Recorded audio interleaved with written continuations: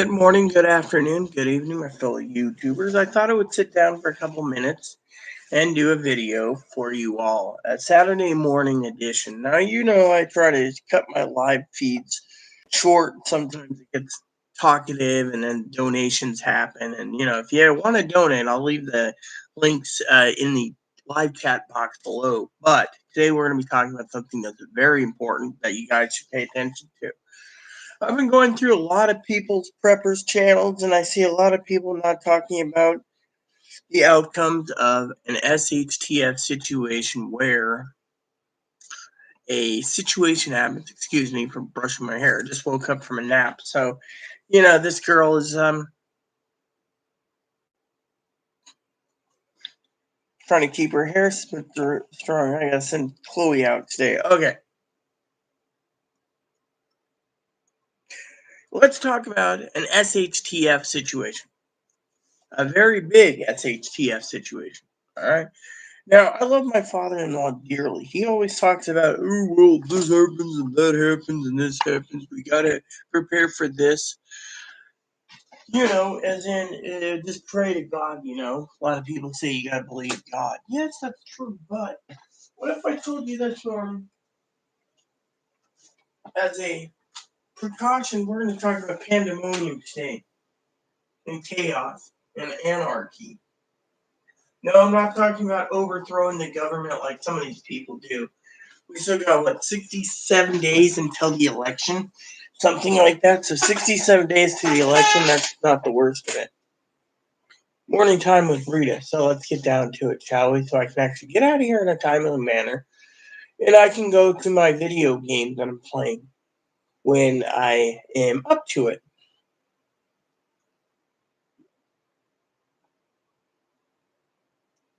So this morning, I had a nice nap, probably about 5 hours. Fell asleep. 4 to 5 hour nappy. Needed it. My body's, So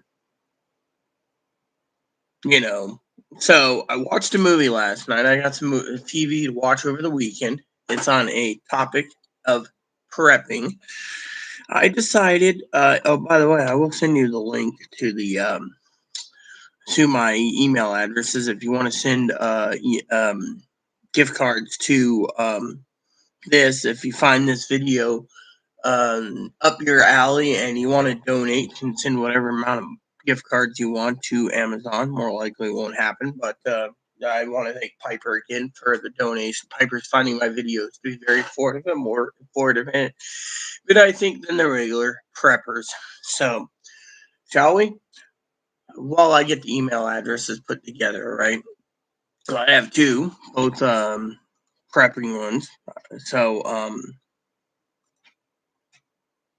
let me just say, for the record, this is not a video about goodies, but I will tell you this video is going to be very important to you all. So if you want to donate, stay and listen to the whole message and then think about it.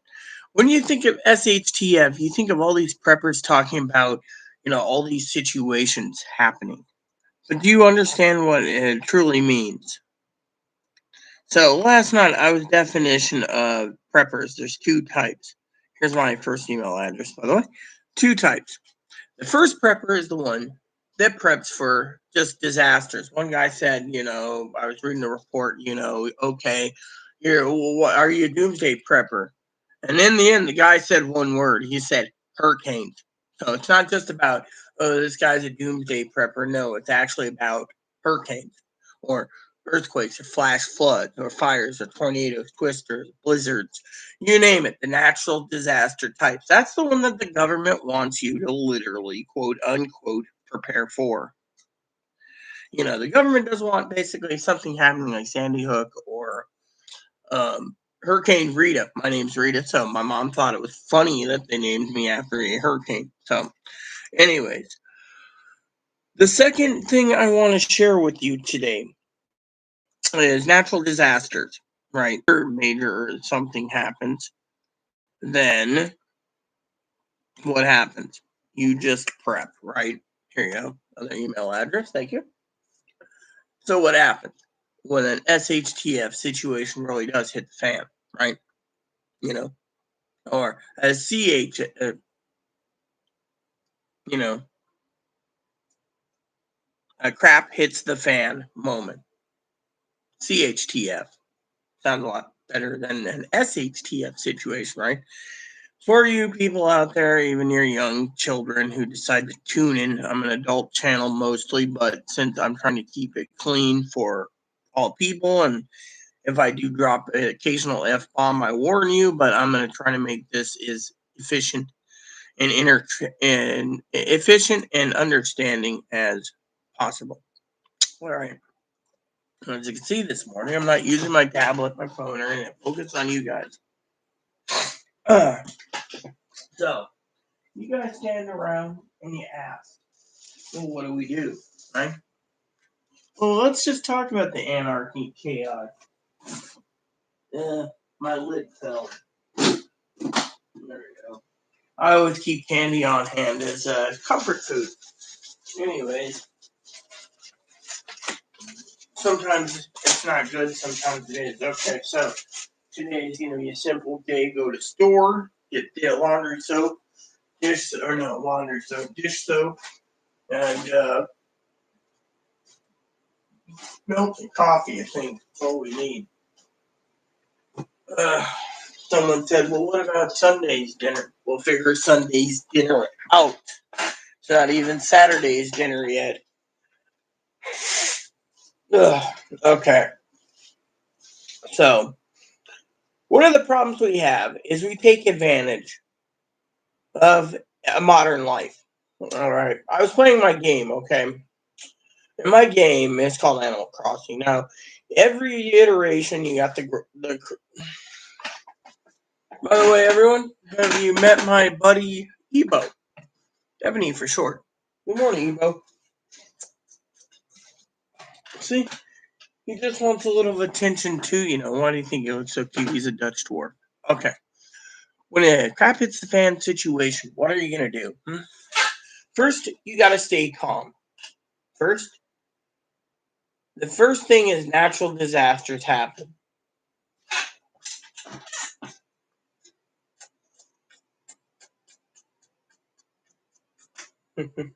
What's up, huh?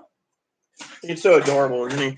First thing you gotta think about is staying calm if it's a disaster. Earthquakes, you might not feel one until you feel one. I was in the Kingdom during a King Griffey Jr. game and the floor tile came down.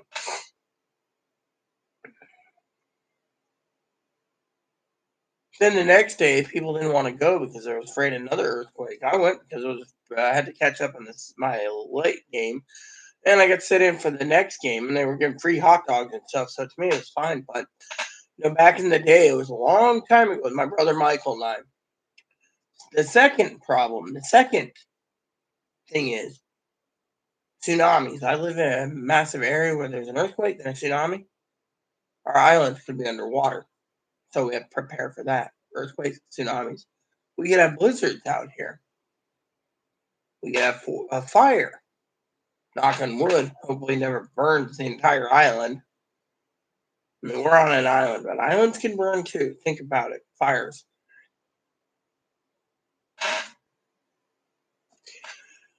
Moderator Pee Wee, if she ever comes back, miss you, sister. She preps for forest fires and earthquakes. I don't know about blizzards and snowstorms, but so when 68 days ago, I think the real reason Pee Wee's upset at me, she'll be back, is mostly about the prediction of the election. If God's telling us correctly, we'll find out. But anyways, I don't like telling you all about election, but this will work into the crap at the fan situation, okay? Secondly,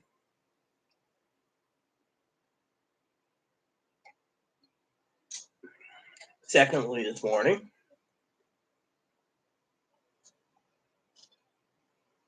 is people take advantage of everything they have. All right. So it's too late. For example, a crap hits the fan situation. You order everything in. You go to the pharmacy, you limit your travel out because you know something's going to happen. Right? Right. And yet, I'm going to give you Chloe as an example. Now, a lot of you don't like me using Chloe as an example, but bear with me. Hear me out. When the power goes out, Chloe loses her noodle. Yeah, pretty much.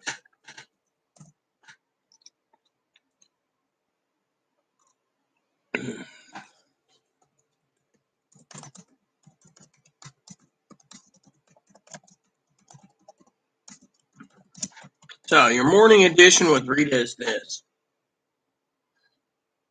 If in a crap hits the fan situation and it's not natural disasters, what's pandemonium, chaos, and anarchy? I saw a movie last night. I got a few other ones lined up to watch.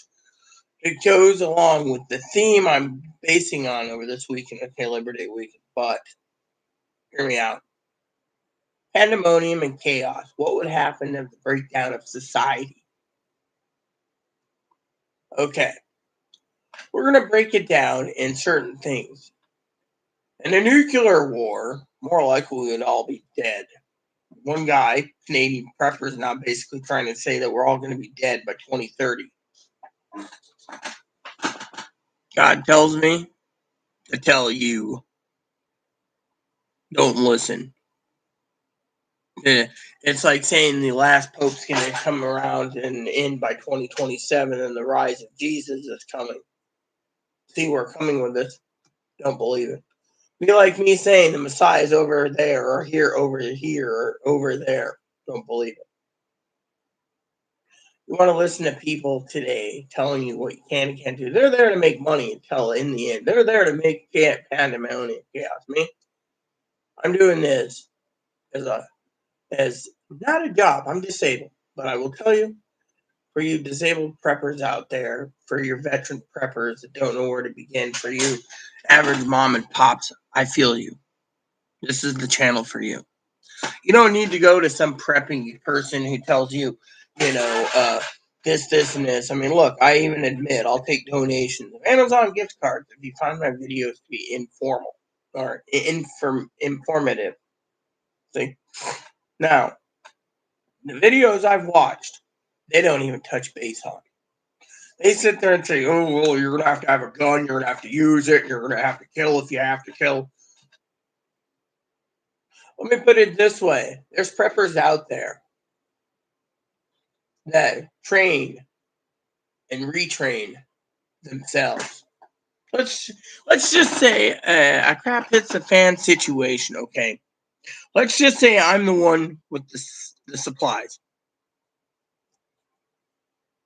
And then you got people like my cousin, okay? Let's just say cousin D-hole gets himself a hold of a flamethrower and a rocket launcher and a grenade launcher and a bomb launcher and a missile launcher and every other toy that he ever wanted to blow crap up, right? Pathetically. Sorry, cuz, if you're watching this early in the morning, you're going to be sitting there going, what the fuck? And he decides he's going to be a prepper, but his prepper way is go over to the next door neighbor who may be gay or lesbian, just pop them off and take their food themselves. That's his way of prepping. There's people out there in the world that will do that. No offense to you, cuz, if you're watching. I don't mean to upset you in any way, shape, or form. I'm just saying, think about it. There's preppers out there that will kill you for what you have. This video that I saw last night does the dark side of chaos and pandemonium. For example,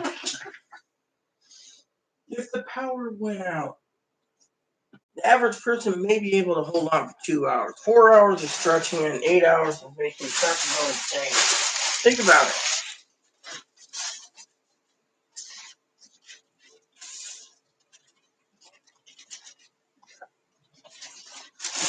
Think about it. People are so glued to their phones. I mean, I made offline videos because I can, but in this situation of the crap hits the fan, what was it? Tell you what it was. It was And I'm going to make something really quick on Amazon for you guys just to be funny, okay? Okay, just because it might be easier for you guys.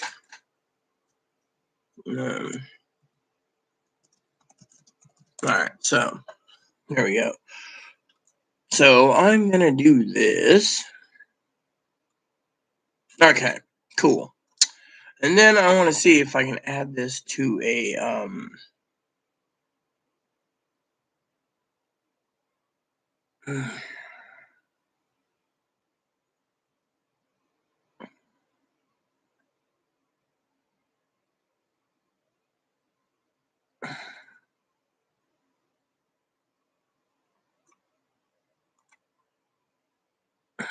I'm trying to find a link somewhere, but it won't let me. So apparently you can send e-gift cards, right? I was just someone emailed me going, you could set up a link for it, but the problem is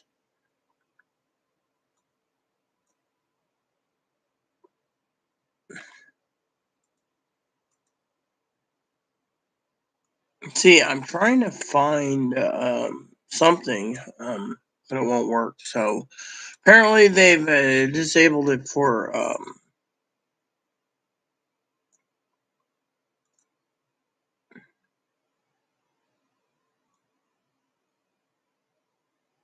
anyways. Basically, the situation we're talking about is, sorry, I was working in the prepping list as well and stuff like that. Someone's like, oh, you need to do this, you need to do that. It's like certain items I can't add on Amazon's list for you guys. I can make a special list for you, but that's, I'm also willing to test out products for you too. If you guys want to send me something, I'll gladly test it. For preppers only thing, I'll gladly test it. I will tell you the radios currently we're going to upgrade because I want to see if base station would raise the rate. So the distance needed for the 1.5 miles. Now, if I can get 1.5 miles, then I'll upgrade to a higher radio that might go 3 to 4 miles. But there's a reason for me talking to you about a crap hit fan situation. This is scary. Okay, this is way scary. All right. So if electric goes out, the main thing was it was a global power outage. Okay, global, not just one area, but global. Now, what if it was just the United States? What if the United States has a global power outage? Then what?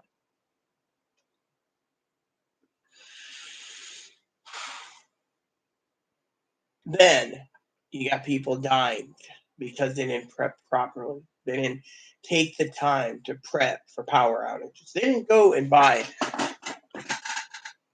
100, 200, 300 batteries, 400 batteries, 500 batteries, C batteries, rechargeable batteries, rechargeable brick house batteries, everything. I mean, look, the main thing you got to think about is how much are you willing to take? Okay, natural disaster, store away your food, rotate it out. Okay, you're good, but the real crap at the fan situation, let's just say the electric grid, which again my father-in-law says, oh, it won't happen. Well, you know what? Sorry to say, if you ever watch this video, Dad, and I'm not around, maybe I'm up there in heaven because the good Lord said it was time. Let me just share some insights. I don't envy you when the TV goes out completely. You'll run out of books really quick. You won't get to the library. You won't get to the coffee shop. You won't be able to use your microwave. And you'll be like, God will provide for me, my son or daughter. I love Dad dearly. I'm not trying to belittle him at all. Okay, it was just a funny thing this morning. It's Saturday. Okay, so I like to get up. And I'm feeling, I'm still feeling wonky. Okay, so I can go back to sleep anytime. I could probably sleep another week. Dad, like, here's my child: depression or fatigue, chronic fatigue syndrome. Okay, so This movie enlightened me, all right? Chloe literally was sending gift cards last night because she wants us to prep, and she wants to prep now. She does not like the outcome. She's like, oh, there's nothing that's going to. When she saw it, she's like, oh my God, is this what's going to happen? Now, this is what we're talking about here. There's people that will murder you for your own freaking food. Higgins sits there, right? Higgins is like, oh, yes, I got my basement full of food. I'm pretty good, right? Does Higgins ever realize that without him being armed with a dog or a gun or a bow or a crossbow? By the way, most people don't realize the bow and the crossbow is the most efficient weapon out there in a suburbanite situation. You say, oh, how come? It's silent. It is literally silent. When the arrow hits something, it's quiet.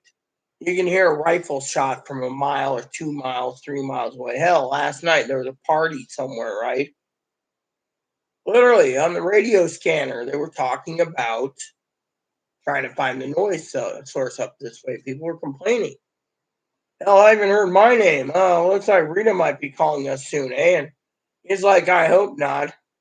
But if she does, she has the rights to. It bothers her ears.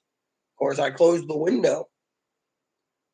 Like, I really am going to basically be like, Chloe is, but let's go over pandemonium and chaos if the electric grid went out for long terms. You're not prepped for it.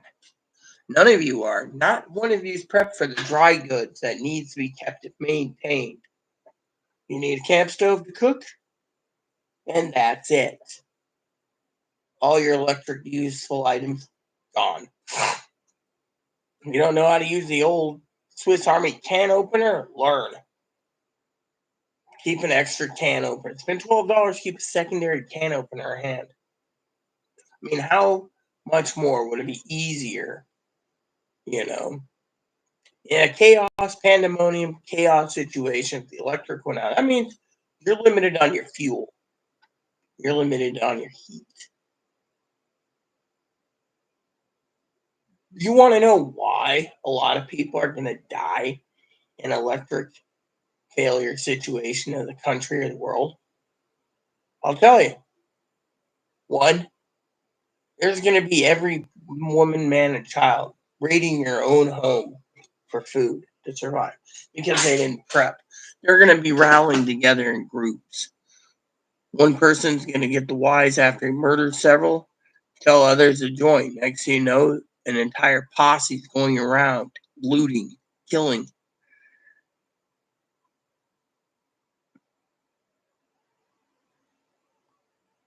Murdering, raping. Yeah, think about rape. In the movie I watched, the local sheriff got killed because he was trying to break up a party when they're fighting over. First, they were fighting over stuff. Let me just show you how chaos and anarchy would work. First of all, we'll get to the story. I'm not going to spill the beans for you.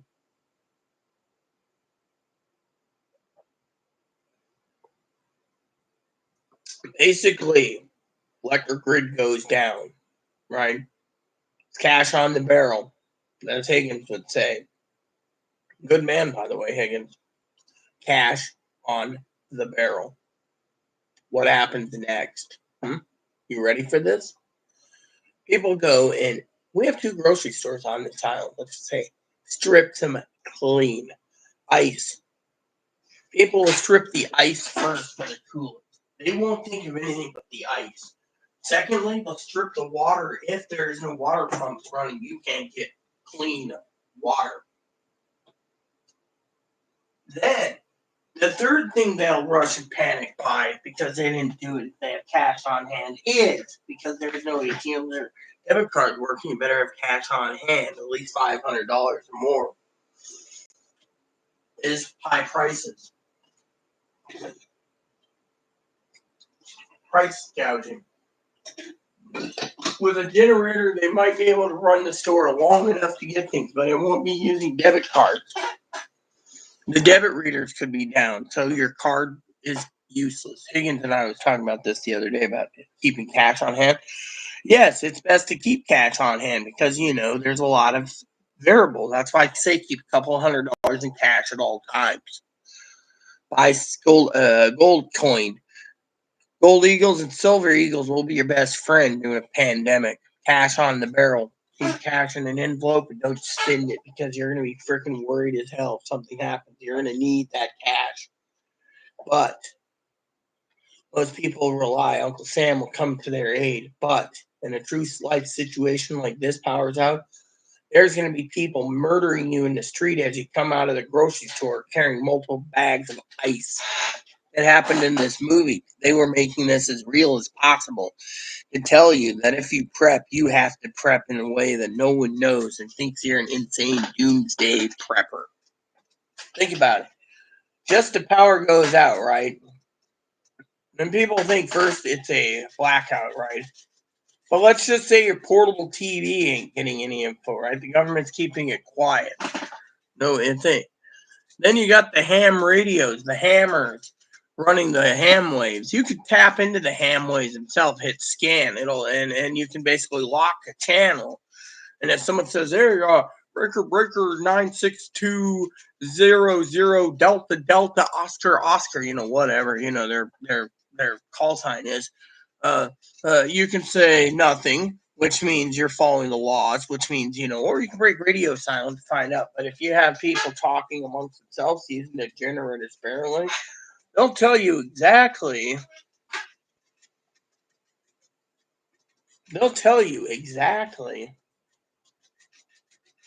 The news that you need. You can use a radio scanner to pick up the ham frequencies. You can pick up everything around you with a scanner.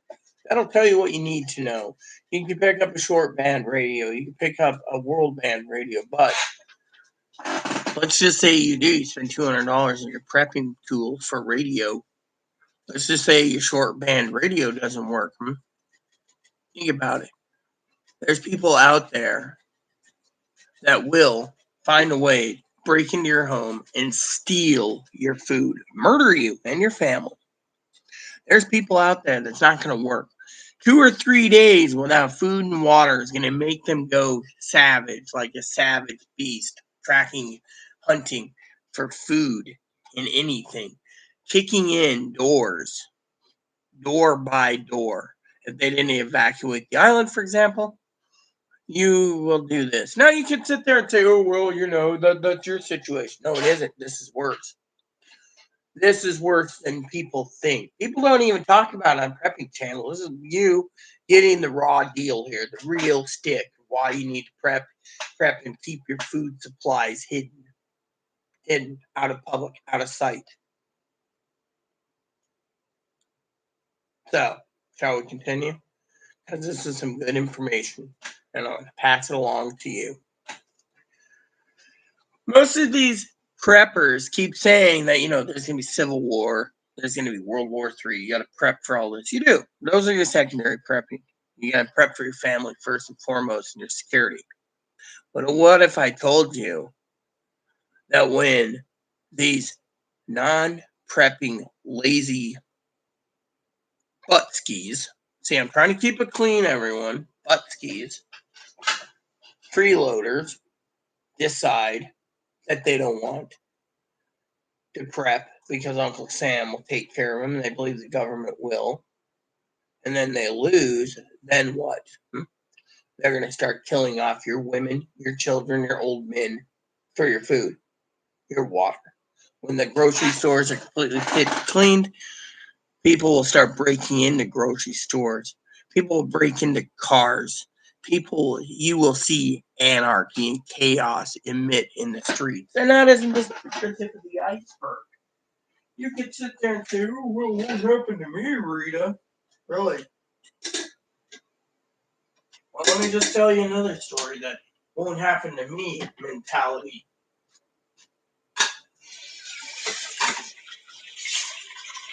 I'll tell you another won't happen to me mentality.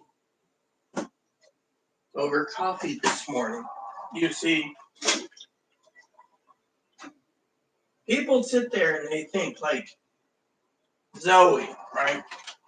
I love Zoe very much. She knows this. Zoe also known as Jenny Dom. We found out her name's Jenny, so we just say Jenny. But all seriousness in the video, we're not talking about Zoe. I want to give you guys a few tips, okay? There's moderators, and I'm going to talk about my moderators for a minute, okay? I want the post here for you all. Sorry if I'm a little harsh to some of my moderators, but I want to use you as an example. There's my moderator, Dinky. There's my moderator, Corey. My cousin and cousin-in-law, Dinky Corey. There's my moderator, Pee-wee. There's my moderator, Higgins.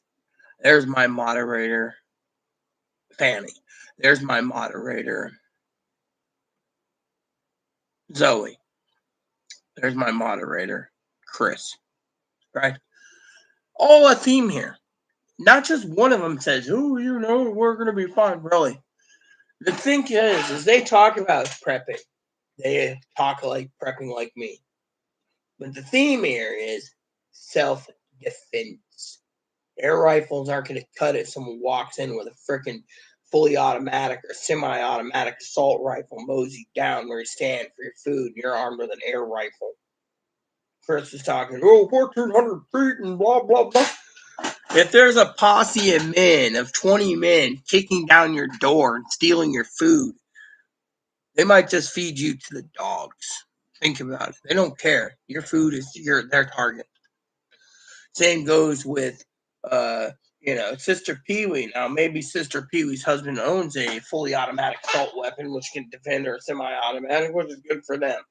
My thing is, if crap hits fan, her kids will be there.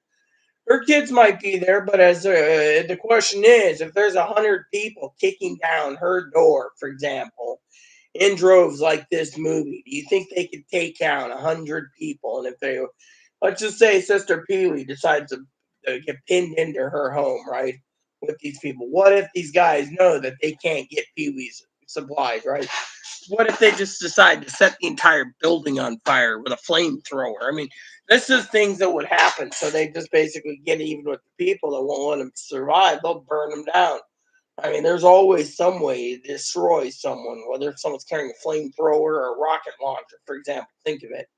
There's people out there that think their only defense is to take what you have. Now, in this movie, that's what happened. Just the supplies were going to be rationed by the town, and armed thugs took the rations and decided, you join us, we'll feed you.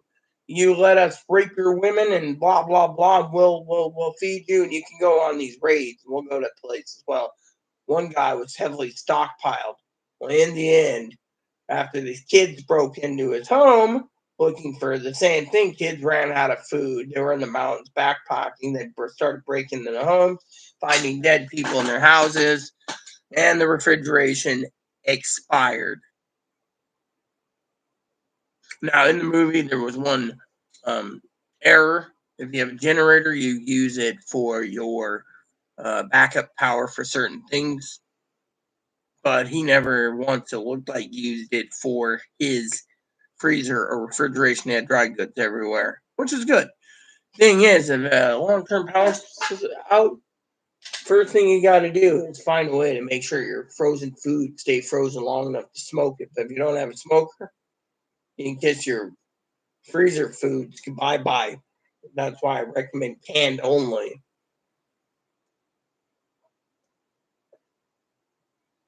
Now you can sit there and say, well, how's this equal pandemonium? It's better. The guy speaks the truth on a question you never asked about preppers. You think you're safe and in your comfort little island and your comfort little land in the middle of Timbuktu country, out in the middle of the sticks where there's nothing. But you can only have to fight with the elements, natural disasters, tornadoes, hurricanes, flash floods, the natural disasters. And yet, power grid goes down, major cities get attacked. Let's just say nuclear winter, maybe, in the major cities, hypothetically. But we're talking about power outages here, for example, which could happen here in this country.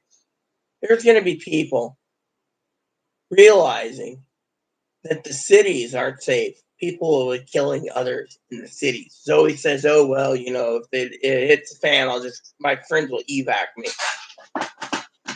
Maybe if Zoe watched the movie link I sent her, she'd realize that would not be an option even for her. That movie tells the true tale of what can happen in a situation.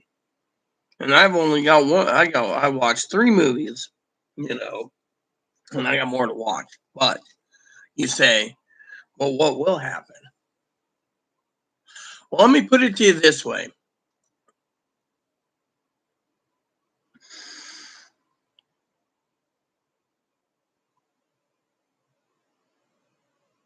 It would be pure pandemonium.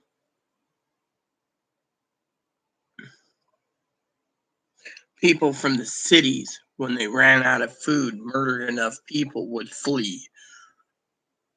Let's just put it to you this way. All right. I'm going to give an example. All right. My cousin Dinky lives in a rural community of Texas.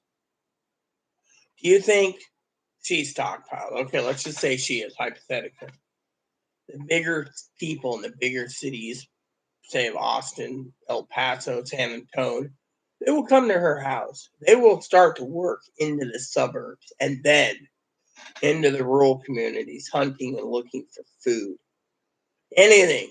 So they can look in your houses, so they can take your stuff, know what you have. The worst of it in this whole video, in this whole storyline here, is could be 50,000, could be 100,000, could be 250,000, could be 500,000, could be 1,000,000 people leaving the cities and flocking to the mini countryside, looking for anyone who has a prepper's homestead so they can take your stuff, because some of these people do that. They go after chaos and anarchy thinking they're the chosen one. So they're going to leave.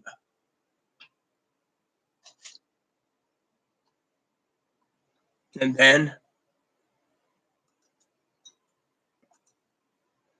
they go and they move like locusts. Think about it. One city to the next, ravaging and chaos. Yeah. Pandemonium chaos. They'll go from one town that's like Independence Day. They're like locusts. They move on from planet to planet. This instead of city to city, town to town, village to village. And the ones that are out in the middle of the sticks, they might know how to hunt, fish, trap. But let's talk about that for a minute. Let's just say you have those skill sets. Then what happens? When you're sitting out there with an abundant supply of trout,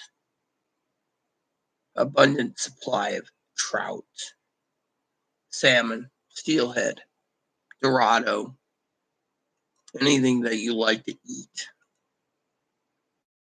And all of a sudden, your food supply, your natural food supply for humanity goes bye-bye. Think about it. Mankind, 10 billion people, we can't survive or sustain ourselves. It's going to be every country for themselves. Why is China in lockdown? China basically wants lockdown, but if China ran out of food, we'd be in trouble. If India ran out of food, we'd be in trouble. India and China has contaminated some of their waterways. I mean, think of it. Americans doing the same. Fires are destroying our things. I read a report that the National Guard was sent out in certain areas of the country for water restrictions.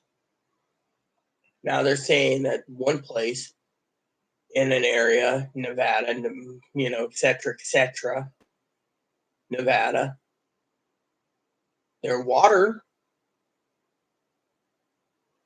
they have 20 days left. talking about preppers the other day. A guy made 2 million gallons of freshwater lake for himself out in the middle of the sticks. Made it himself.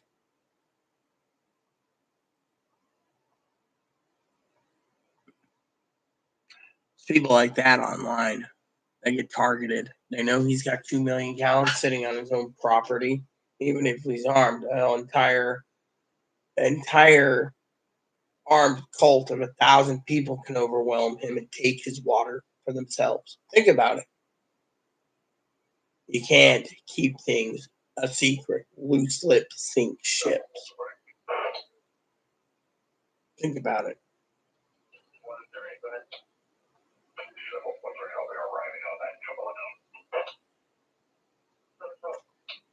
So, power goes out. Your best bet is not to rely on electronic gizmos. Do you know why? And we're talking about this morning. Do you know why you buy an item that you rely on every day? You can sit there and say, well, what item? Talking about electronics for a moment. Part of the electric grid problem. One, unless the item takes AA or AAA batteries, C's or D's, which are rechargeable, and they sell battery packs, you're useless when it comes to it. They're useless, not you. You're not the useless one. They are. Because what I'm saying is unless you have a alternative power source to power it, like alkaline batteries, it's useless. Think about it. It is literally useless.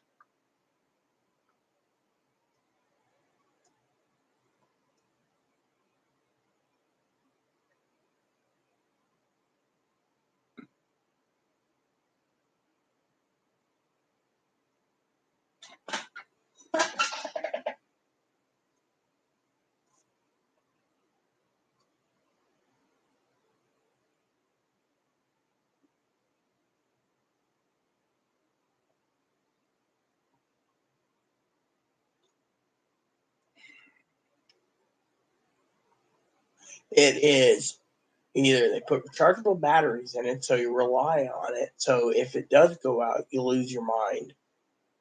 They don't want to make anything universal. They take battery packs or rechargeable batteries, then it should be used as a prepper's tool.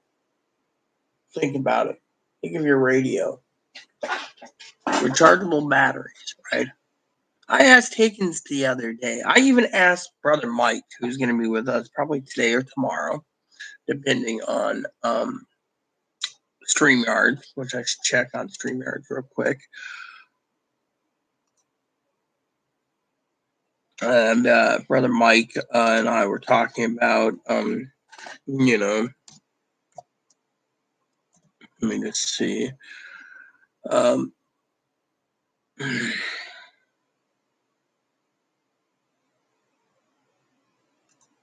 I keep going to a website I don't want. Anyways, okay, that's cool. Do they actually sell these, or I'm just curious? Since I'm here already, you might as well look, right? Okay. All right. I just want to say, yeah. All right. So, where's this at exactly? That's what I was curious about. Well, where are they at exactly? Okay, New Jersey. So I ended up in a New Jersey roadside trying to get the StreamYards. Okay. So basically, I'm trying to speed this up. Okay, so basically, they'll be killing you for your food. They'll be the freeloading bums.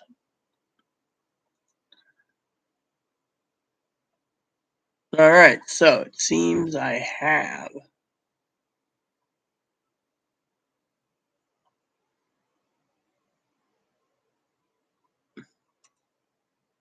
The hell? Oh, here we go. Yeah, so the last time I did one was August 10th, which was 11 hours.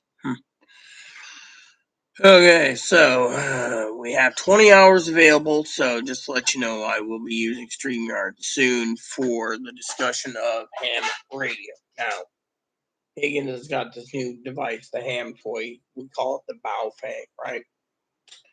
Now, a lot of hammers out there say it's a piece of junk, like Mike, right? Which, by the way, I've been meaning to check on ham radio equipment because I was told to get a specific. Alright, so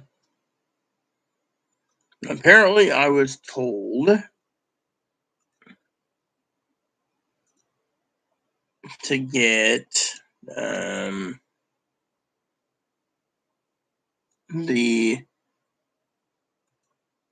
718, I think it is, the 718. I think that's the one I was supposed to get, yeah.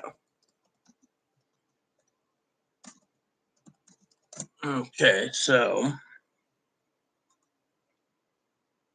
all right, so the the ICOM 718 is by Gigaparts. It's 100 watts. So basically that's the basic 100-watt scanner, I believe, and that's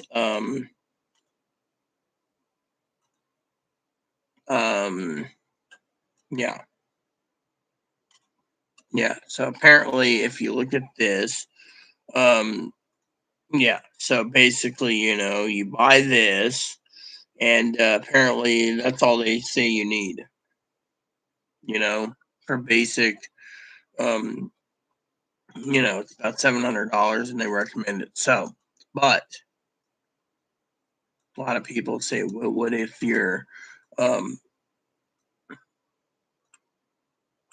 you know,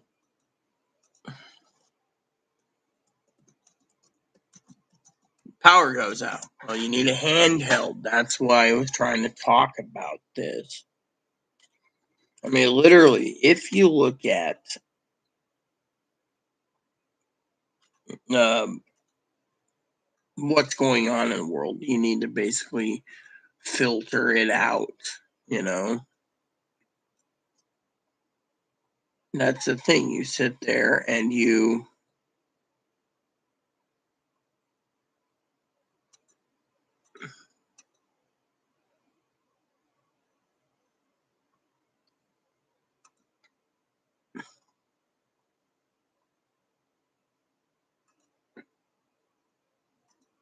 I mean, you can go to $200, you can go to $500. It depends on how much you want to spend,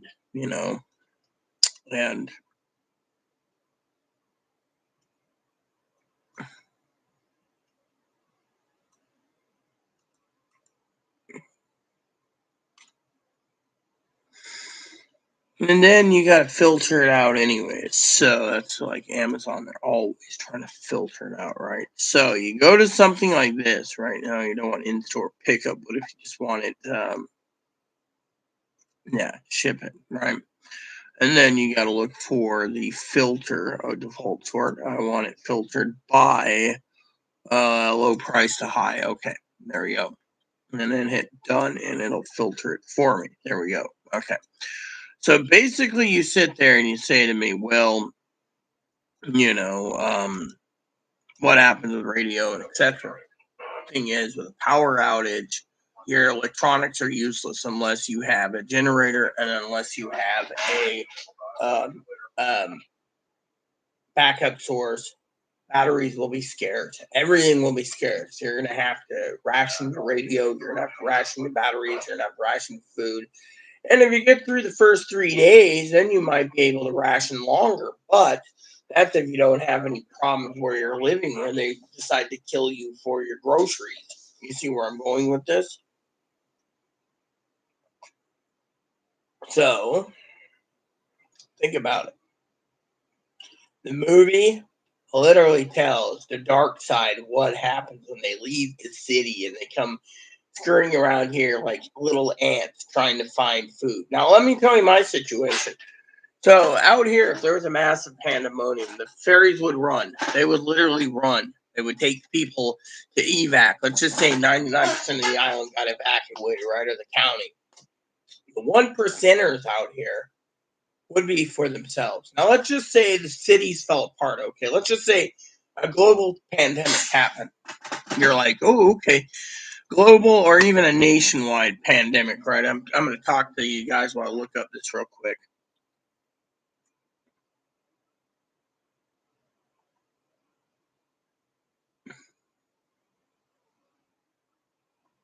Okay, so a global pandemic happens, right?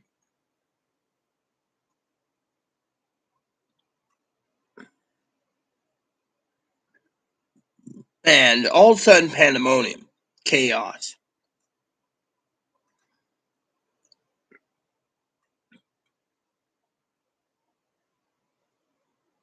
chaos.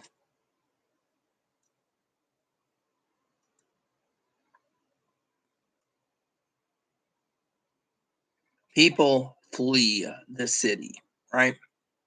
Ham radios will hear about it first. They'll pass it along to the other hammers. But what if 90% of the hammers leave because there's no power? The hammers that are using the handheld radio will have to basically scout the area, check the area, and then assess the situation and get back to the relay to people. Meanwhile, without television, the ham radios will be in full force. Unfortunately, they're going to have to use the handheld bands, the ones that don't have that, or they're going to pass the message along through the airwaves. Let's say our power grid gets hit, China's doesn't, Europe's does. Certain countries stay electrified, and the rest of the country world out. Let's just say it was an attack from China or Russia, for example. Knock on wood, we don't have that happen. But let's just say it does. The hammers will get the info, relay it to others, but without a television signal, power signal, it will be anarchy and chaos. People will finally, basically, the system or society would collapse. And that is the problem, okay? Society would collapse, and it would collapse hard.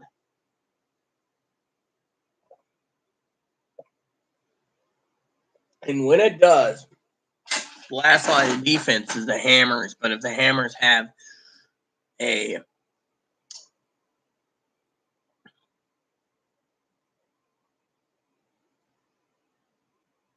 if the hammers have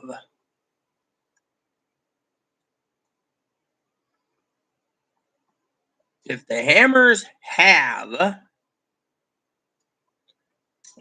limited power, then they're going to have to utilize it. That's why we're going to be discussing with Reverend Mike soon.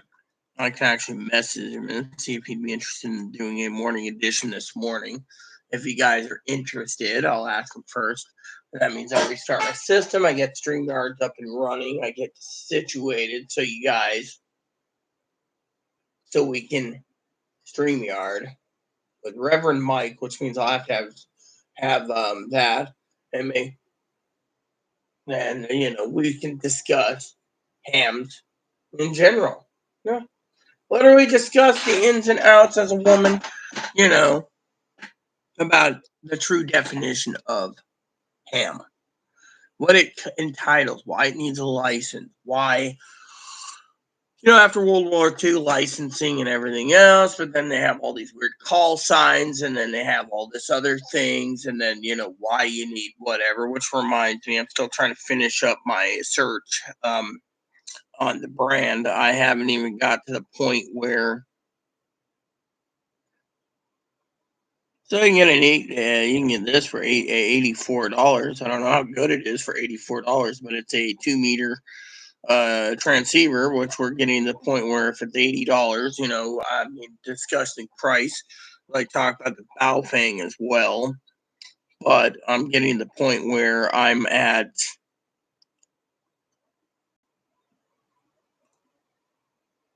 $180, and I still haven't found. Here we go. So this is approximately $200. It's a VHS. There's VHS, VHF, FM. You know, basic radio for 200. And we want to talk about pricing too. Computers are going to be down, base stations are going to be down. What is the perfect ham radio to use if it takes AA batteries? So, for example, a lot of people say, oh, well, you got to pay. Those ones are really cool, though. Let me look at this. I just want to see this, just to see. Rechargeable batteries are something that you really, for a ham operator, you want to basically, talk about, um, ham and what you can and can't do, because, for all we know, they say, oh, hams are great, hammers are great, GSMR is great, but it might be great.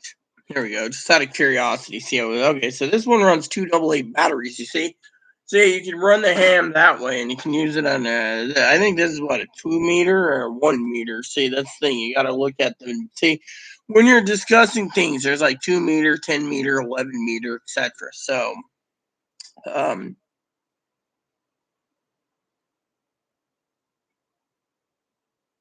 anyways, what's this take? This takes two. Oh, this is a milliwatt amp. Okay, this one doesn't see. This has a belt clip, but 2 meter and 70 cm bands. Um, yeah, you need FCC license. Talks about all this. Batteries, lithium ion. So 5 watt. So it's a 5 watt output ham thingy. So basically 5 watts, nothing. You can get a 5 watt GSRM that works as good as a, you know, but the higher up is the higher ups. This is 50 watts. So, you look at these 50 watters, and this, say for the basic.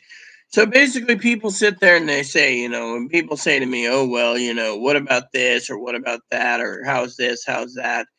Well, Higgins and I were talking the other day about radios.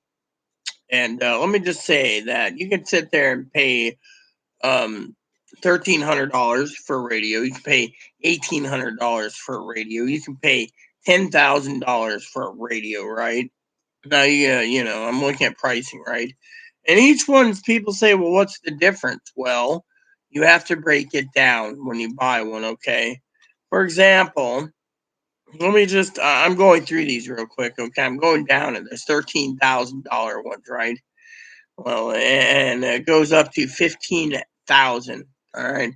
Now, I would love 15,000 one, but you got to think practicality. So if you're starting out, you want to start something out to get into the hobby, maybe you want to spend $700 or less, right? This one says it is the basic radio, and it's plug at home, multi-band, right? Shows 160 meters to 10 meters. So 10 meters to 160 meters. So it's 160 meters maximum. So you can do 100 watts. So right there, 100 watt maximum power is 40 watts, minimum power, and then the maximum output with the high powered antenna is 100 watts, right? That's not bad. That's not bad at all for radio, right?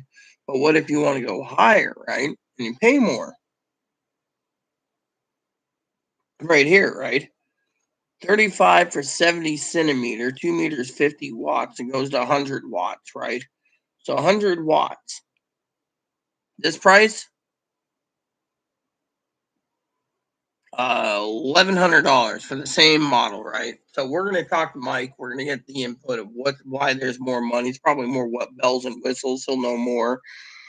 I mean, literally, it all depends on your price. Like for me, Mike said to me when I got my license, he would help me with getting choosing the right radio. Well, I know the radio guys say don't spend $25. Like Higgins actually was $22 plus tax for a radio. So when I'm looking at this, it says 25 minimum, 1 min, 2 watt, 100 watts. So this one here is 100 watts, right? 100 watts. It's got a digital screen and looks really nice for digital, but you're paying about 1,300 sales tax plus out the door, right? So what if we go over here?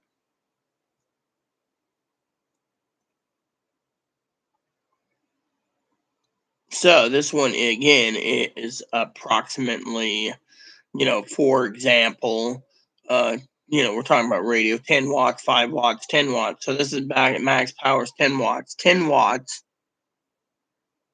Don't know what the difference is, but it's $1,400. So I don't know if it's an in-mount car thing or what. It just says, um,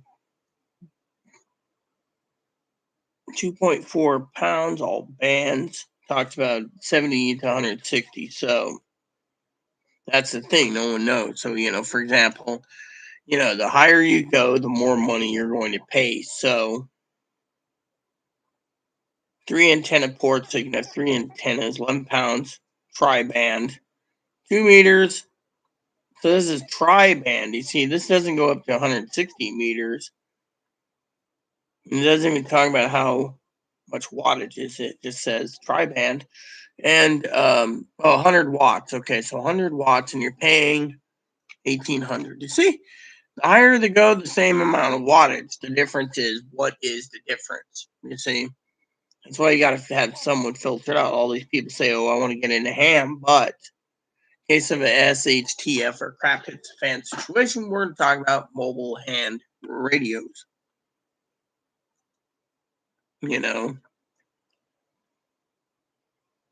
Talks about what it is, etc. This is 100 watt too. So 100 watt, $3,300, and it's got some more gizmos and plugs in the back, and it's got a cooling chamber for a computer. So it's basically a giant computer built in with a screen that can pick up high, whatever. So the more money you pay, this one's 13,000 with all these bells and whistles and knobs and buttons, and it says not in stock. And this one is tri-band, multi-band, 200 watts. So 200 watts. The highest you can go for amateur for a basic license is, I believe, 200 watts, I think. So you can crank out that much. You can basically go anywhere around the world, but as long as you have the power, you see.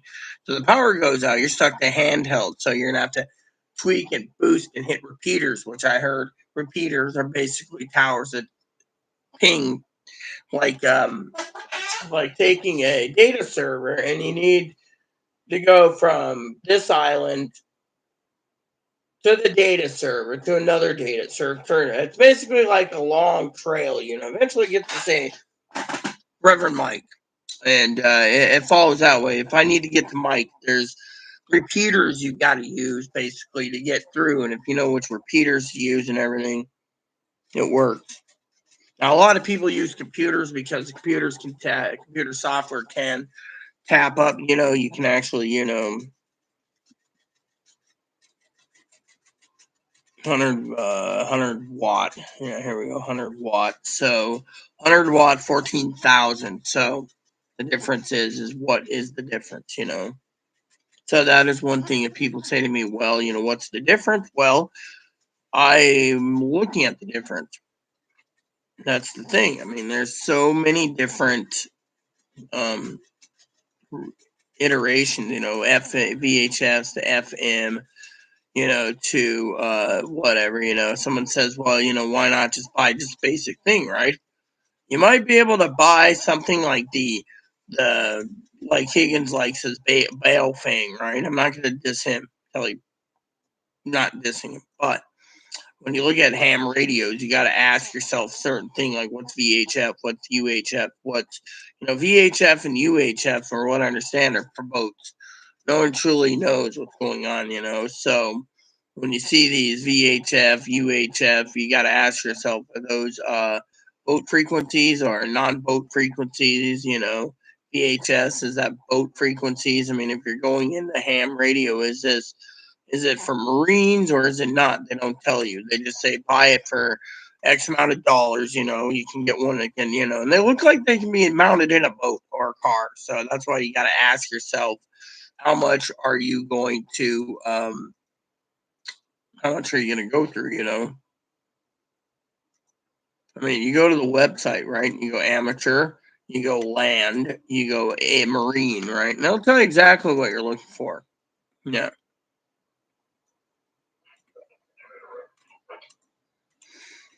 You can do handheld, you can do short rave, and CB's dead. So that's another reason why people say, oh, you might want to get your ham license. Well, I'm working on my ham license at the same time.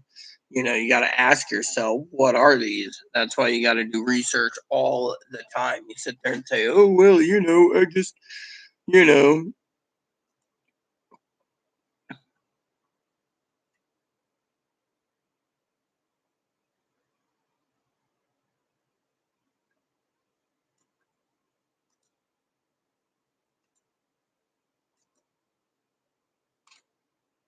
Okay, so basically you can buy basic cheapos, or you can pay $600 for the minimum.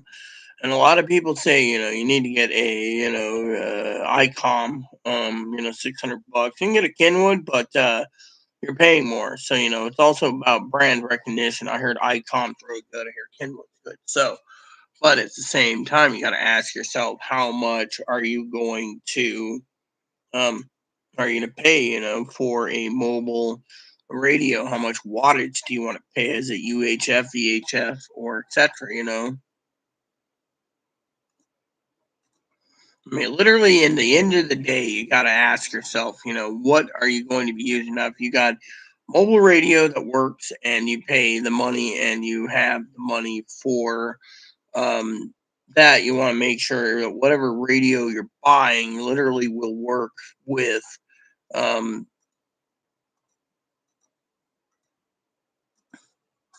with your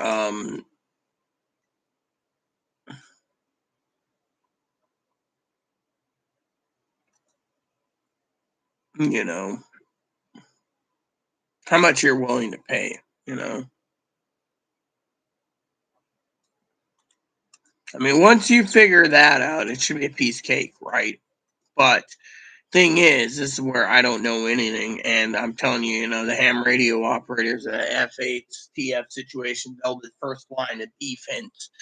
And being on an island, it's kind of cool, but it ain't cool, because no one knows what's going to happen. People sit there and say, well, what's this radio for? What's that radio for? I don't know. Don't look at me, man. I don't know anything about radios except for you turn them on and you can listen to them. But that's why I'm educating myself now more so um, than what's needed, because when it happens, it's going to be a tough situation.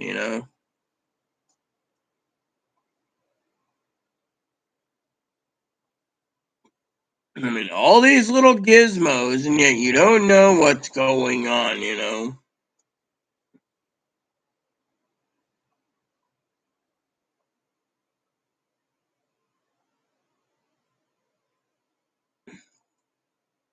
So, the thing is, you got to look at the models and say, well, which one's which, why.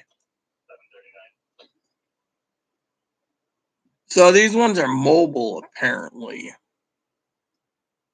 You know, you got 5 watt, 65 watt mobile. You make it into a mobile base station with direct plugs. So that's the thing. You gotta look at it from a point of view is what how much are you willing. These are handheld, they're maxed out at 5 watts. So that is why I can see and study these things. The battery powered, this one shows use two AA batteries, for 5 watts. That's cool. As long as it has a no rechargeable batteries, they're good at doing good. So anyway, so when pandemonium hits, remember what I said. They're going to come after you, your family, your food, everything down the pipe because they don't want to. Um, they don't want to work. So your best bet is to prep, and prep as hard as possible. Yeah, and prep like your life depends on it.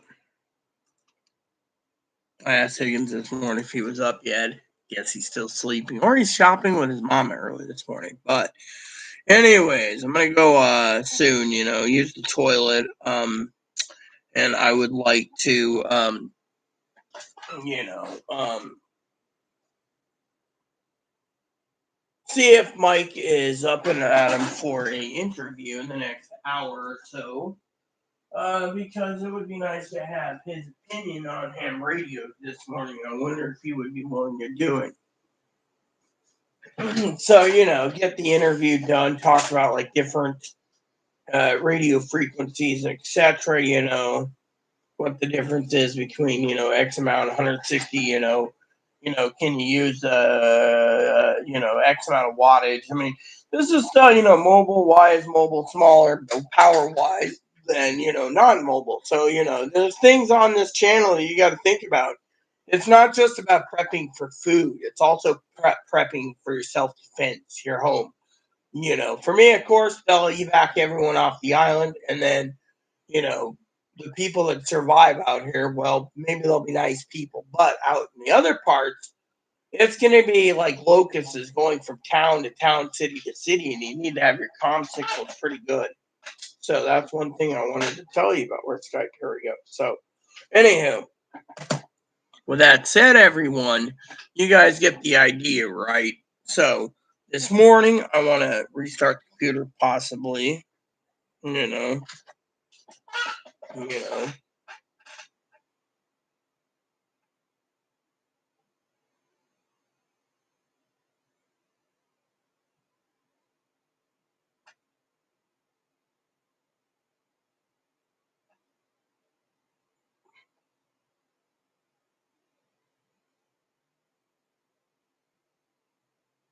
All right. So, basically, while we're waiting for a reply to Mike, um, whenever, I will let you know that I'm going to see if I can get him on for a morning or afternoon edition so we can discuss in details ham radio. Because I would really like to get my ham license, and I would like to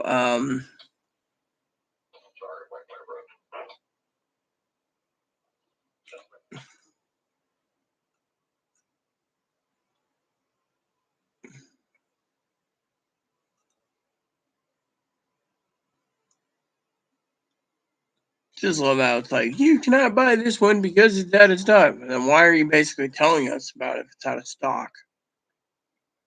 And it's because it's so cheap. That's what it is. Then you got this one. You always got to filter out. This item's out of stock. Oh, yeah. Amazon sells them. This one here, this item's out of stock. Yeah. Mm-hmm. See, what you're looking for is anyone sucking up anything with the, what you call it? You know, the,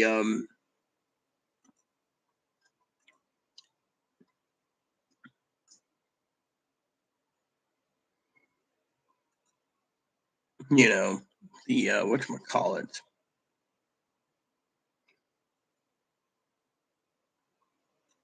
So, anyways, I want to share that with you all. So, finish my coffee with you, and then I'll be leaving because there's no comments this morning, and I have to prepare eventually for StreamYards, anyways, more likely for you all for the later edition this afternoon, which is about ham radios and Reverend Mike giving us his opinion for 40, 50 years or so of his experience in ham radios. But since my coffee still got no turds in it and there's no bugs, we should be fine. So, pandemonium and chaos. Remember, they're going to come after you. They're going to come after your family. They're going to come after everything. So you have to prepare. Not just talking about radios today, but everything that's essential and everything that's non-essential. Yeah, and simple. Tell you one thing that's funny. Old Hig Bob's, right? Love him dearly. He's a brother. Same with Mike. But Hig Bob's doesn't even want, loves to be my moderator, but doesn't like to show his face. There's nothing wrong with him. He kind of looks like over a little chubby, overweight Bond. That's how cute he is. But you didn't hear it from me. So basically, when it comes to prepping, you need to prep like your life depends on it. Plain and simple. I mean, think of it. You think you got all the food and the water and everything? What about self-defense? What about the mentality if a power outage happens like in that movie? Everyone comes out of the cities looking for food. Do you think you're safe? Do you think you're safe out in the middle of Timbuktu? No, they'll go scrounge around. The only thing that might save you from them getting to your food supplies if out in the middle of the sticks is the fact that they might run out of gas, which what happens with fuel shortages? Yep, think about it. Fuel shortages.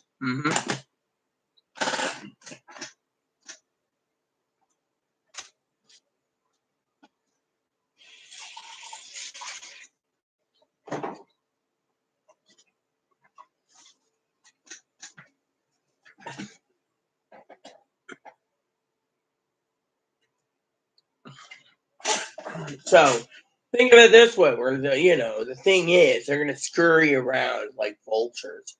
You're gonna have backpackers bugging out, looking for scraps of food. If it's not chemical or biological, you're going to have to hole up and hope like hell that these people don't know. These people leave your farms alone, for example. Farmers were going to be armed, but they're not going to be armed heavy enough unless it's an entire family protecting their herd of cattle. I mean, think about it. Without milking machines, you're milking your cows by hand. Farmers might be better off than some with fresh milk, fresh butter, fresh cheese, but still it's got to be processed. Let's just say farmers do it. That still doesn't leave them vulnerable because their cows could be turned into steaks. I mean, literally, these people, if they know how to gut animals, they will slaughter your cows. They will slaughter anything they can to eat.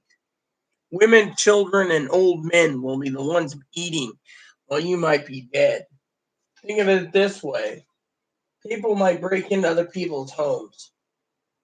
What might they take? Hmm? What if they break in your home and find out you have nothing, or you're living on protein shakes, for example, right? So they decide that they either kill you or they take your best friend and make him a meal. Think of it. I would never harm or eat a rabbit. Right? His life's as much as important to me and my family as my own family. I just wanted to show you guys that. Someone could come in, take your rabbit, your dog, and decide it's food.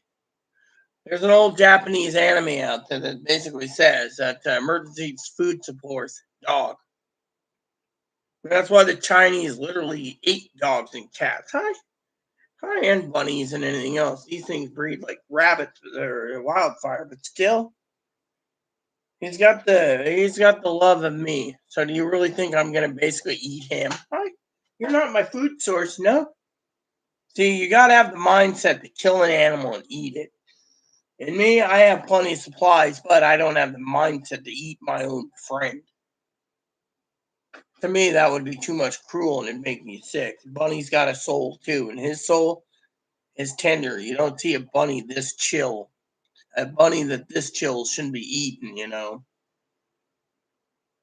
Look at that. He even lets me kiss him. Hi. Well, how are you doing, poop poop, huh? You a little fat flub, huh? A little fatso, fatso, fatso. See? So, there you go. Basically, the bottom line is how much are you willing to sacrifice? Military won't be there. People will think like in the movie, when's the Army National Guard coming? When's the Marines coming? When's the Air Force coming? They're not. The major cities get ramshacked. The government's going to basically declare it a martial law situation, which means you might not be able to leave the entire area. Look, let me tell you what the thing is. When people start panic buying, when they find out the power is not going to be restored for months, possibly, and they panic and they keep panicking, what happens? Anarchy and chaos. Supplies run out, they're coming after you. Your church friends who you think are your church friends, they'll turn on you and steal from you, rob from you, or even murder for you. They don't care. And then God will forgive them because they can murder you so they can live, they can eat, they can breathe. Think about it. It's not going to be easy. So in the end, the question to you is, do you have what it takes? Yeah, think of it. Do you have what it takes? Or do you not have what it takes?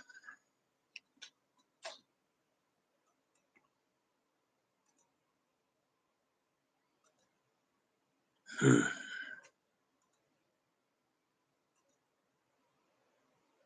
just wanted to share that with you.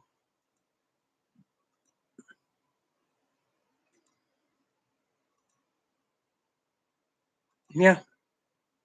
It will be pandemonium chaos. Are you prepared? Because if power grid goes out, pandemonium and chaos. Man can only survive so long without food and water before they go insane and start killing and maiming others for their food. Think about it. Then there's the others. Yeah, the others. Natural disasters. Communities come together in natural disasters, but if a crap hits fan situation, it ain't going to be every man. It ain't going to be community together. It's going to be the community fighting over bits and morsels, like in that movie, fighting over ice, fighting over groceries, fighting over. And when everything runs out, they got to ration everything. Still problematic. Think of it. Weigh it. It's not going to be easy. You're not going to be living in your own little world, because as soon as the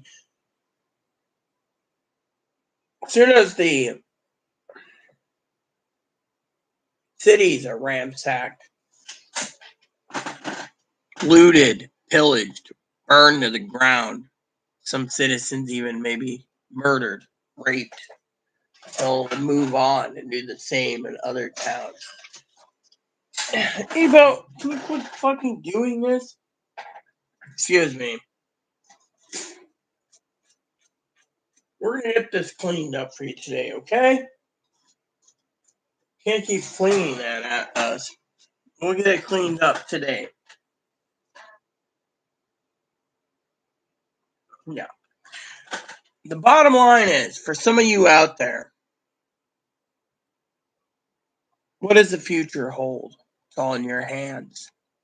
But if crap hits the fan situation, do you have enough supplies? Start making a list. What you haven't figured out, I'll give you the model or the example list that I put together with all you preppers out there. This list is on Amazon. It is a list. This list will help you out. This list took probably both of us, between me and Higgins, and me, Higgins,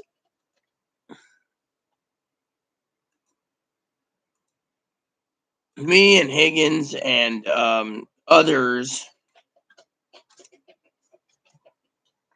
probably 18 to 20 hours, 24 hours tops, filling it all in from item to item. So think about it. That list, there's something that you can tell me to add that might be essential to the prepper's tools. I mean, I chose various items for various reasons. I chose multiple items in case one was out. So think of it. That list there could save your life. You just keep buying every month and keep prepping food, water first, and then non-essential second. Your essential shampoo, conditioner, razor blades, etc. They're going up. Food prices going up. Canned meats going up. Eventually, you ain't gonna be finding anything available anymore, because basically everything's gonna be sold out. Yeah.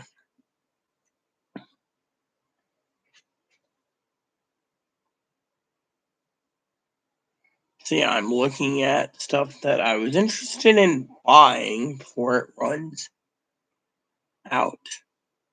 Yeah.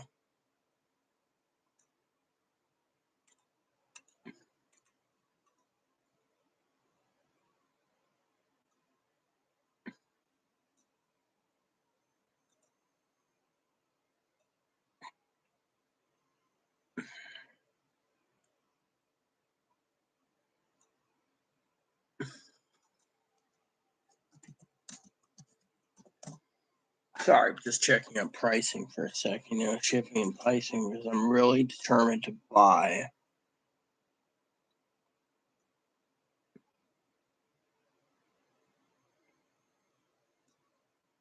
You know. what needs to be done. So you guys sit there and say, oh, well, we're prepped. You might be prepped, but how prepped are you? Because you might have all the food and the water, but you have the self-defense. People sit there and say, I have 20 guns or 50 guns or 100 guns. Don't screw with me.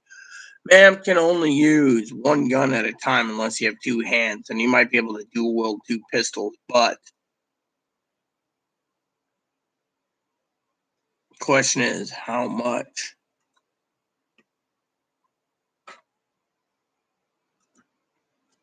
How much, right? Can you do? Your best bet is put it in take.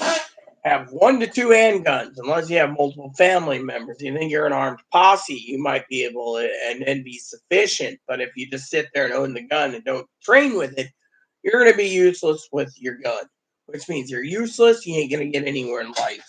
So basically, train with your gun. And then when you're done training with your gun, you know how to use it. But if there's an armed people of 100 against your family of 4, you're good as dead. 100 will be armed and they'll take you by force. They won't care.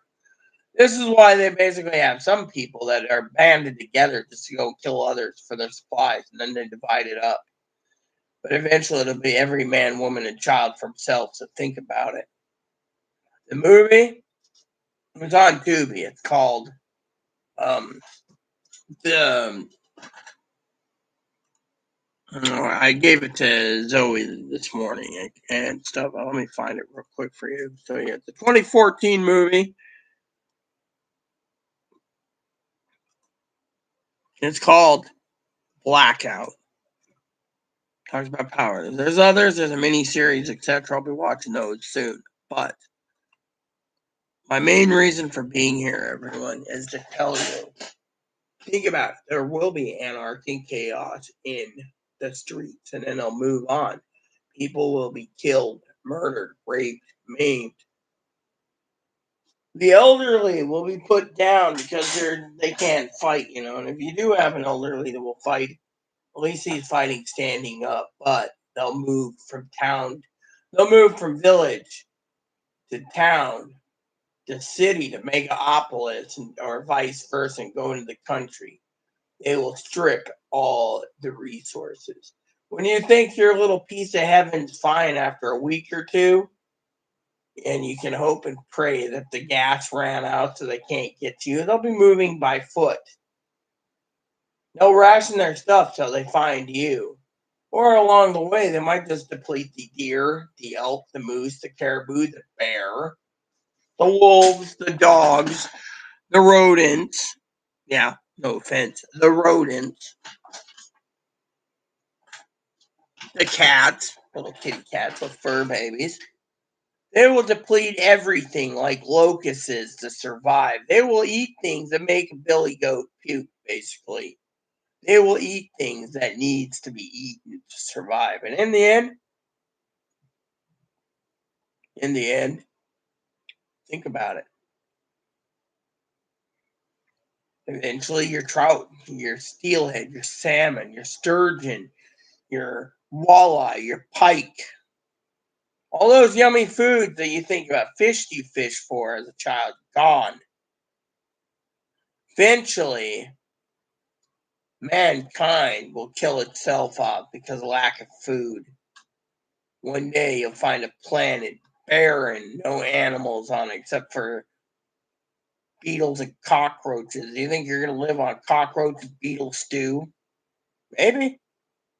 But my point is what if you deplete all mankind, deplete the beetles and cockroaches, find out where they all live in the ground, and start eating them, and the mole crickets, and you fry up deep fried. You make sure you don't get poisoned from it. Deep fried cicadas and the deep fried bell crickets, mole crickets, and moles, and I mean, literally, man will eat what they have to. When everything runs out and you have no bugs to eat, no fish to eat, no deep sea creatures to eat, hypothetically, I play a lot of Animal Crossing anyways. I'm just basically, telling you like it is. Then what are you planning to eat? Hmm? There you go. Think about it. I gotta wake Chloe up. Time for her to get up and go store. Shower and store. So that said, everyone, thanks for watching. Think about it. If it happens, crap at the fan situation, not just power outages, but nuclear attack, civil war, you name it, they will be crawling out of the cities. They will be coming to the suburbs. They will leave the suburbs. They will come to rural communities. They will come and they will take. Now, some of you think, well, I live out in the middle of nowhere, no one's going to care. They will. They will check every house, every acre, every farm, every shack, everything for food. In groups if they have to. And in the end, you might be hearing them on the move. That's why a scanner comes in handy. You hear teams moving in the woods on FRS. You can hear it. GRM. You can hear it. HAM. You can hear it. Why do you think a scanner is so important? Think about it. That's it, everyone. Think about it. Are you safe?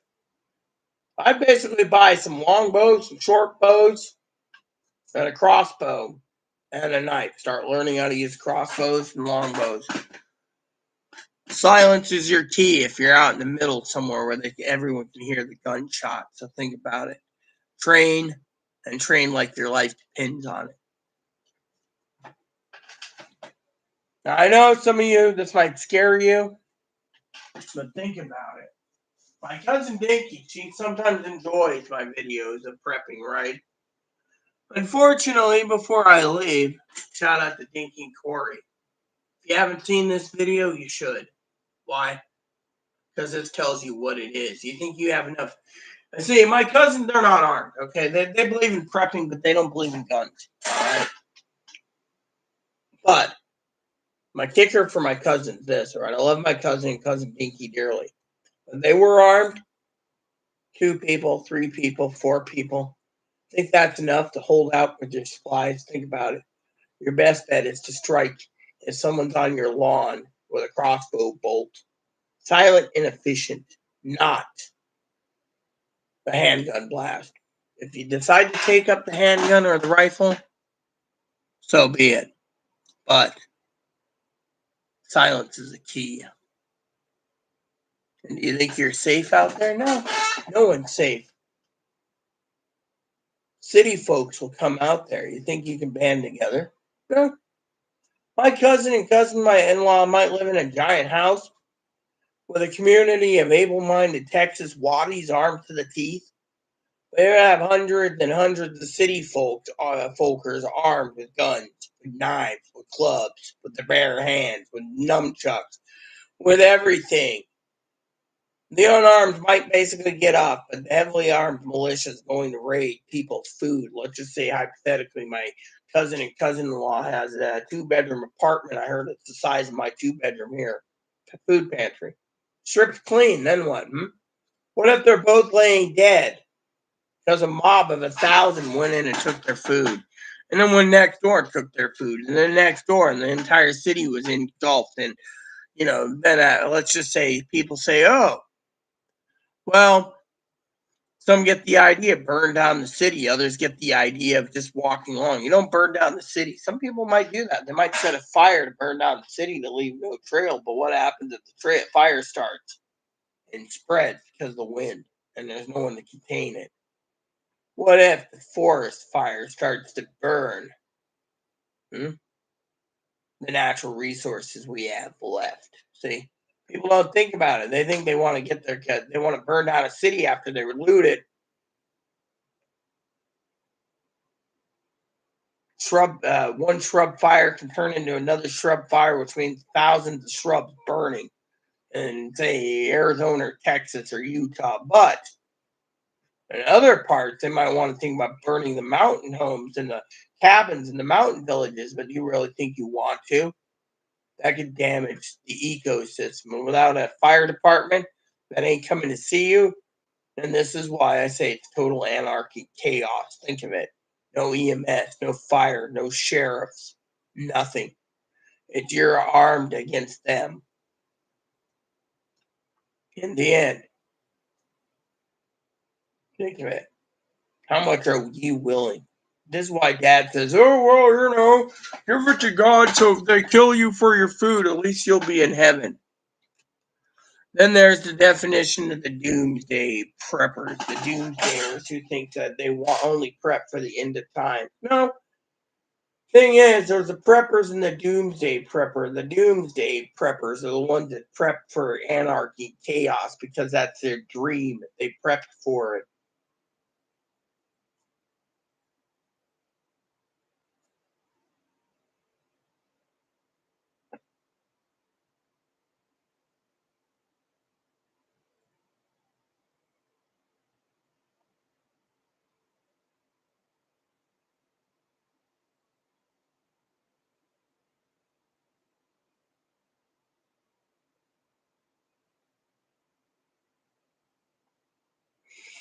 The doomsday preppers are the ones that think that they want anarchy, chaos, total anarchy. Think of it. So, think of it. Seems my web browser is acting up. I don't know if it's a early morning or an internet problem, but I'm gonna go look anyways just to see. I think it's maybe my web browser. So let's close out a few icons anyways. Okay, so apparently YouTube is running just fine, so maybe I need to turn off my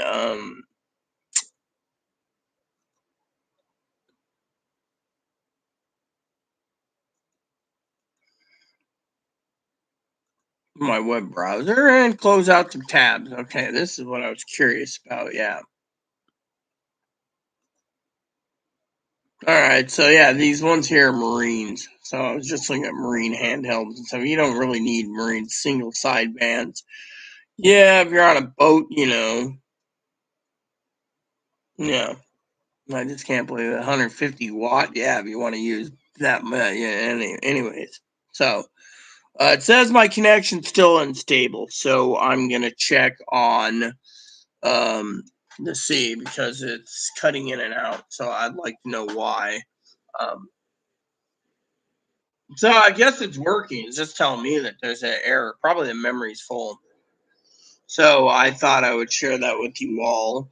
I can't hear myself, so I need to turn my headphones off this morning.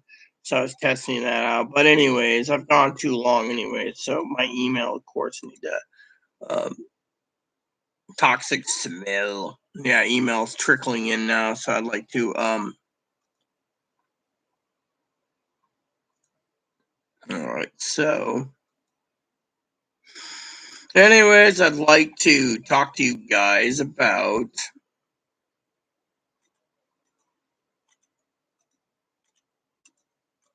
like I said, are you prepared?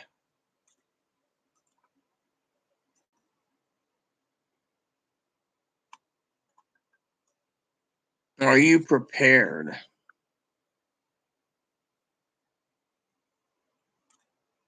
to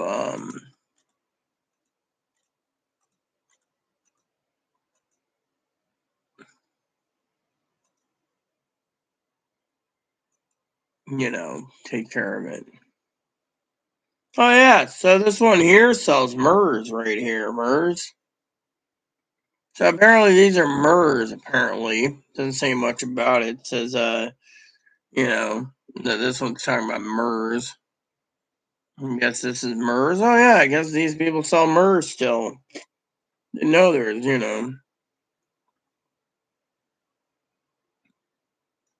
So apparently MERS is used by construction companies still, I guess. Doesn't talk about the now we know. Okay, it's 4 watt, yeah.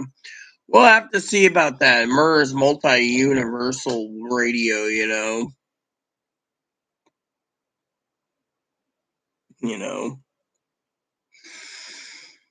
Is this what it is? Or, oh no, these are portable VHS. I don't know. They just say MERS, so it's just, I don't know. This is 5 watts, so, single site trunking, so,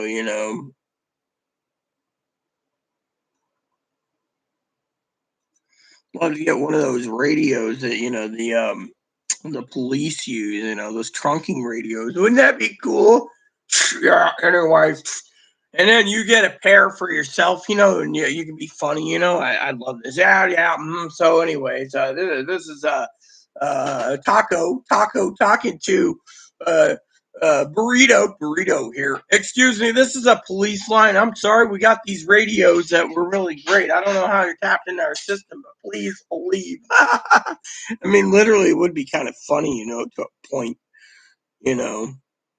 Anyways, I was looking at these. These are UHF. I guess these are for, they're showing a semi truck using this, whatever it is. Agriculture and distribution, right? So, yeah, I just love how they show these. They're like, yes, you need one of these, and see, I'm still looking at radios while talking to you guys. But anyways, the point is, are you literally ready to what is this exactly? For any operation, right? You need a license for it. That's the thing, Some of these radios you buy and they're like, well, sell to but deep down, how do you buy a license, And they sell these radios, they're like, yeah, some of them are digital, some of them are whatever, but well, here's a P25 digital system right there for the police, apparently.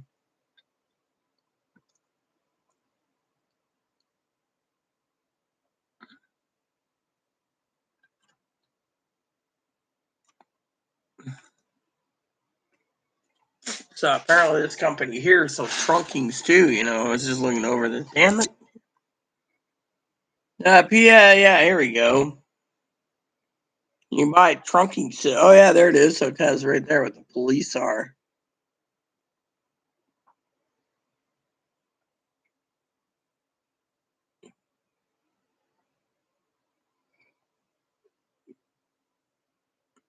So, you can buy certified, but the question is can you actually buy it as a civilian? It says government and, so see, this is something you always want to know, Here's those data ones I keep seeing about, the one where it takes like, the, um,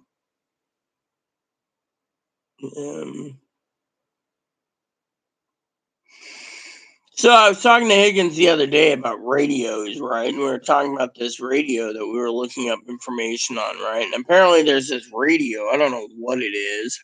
Um,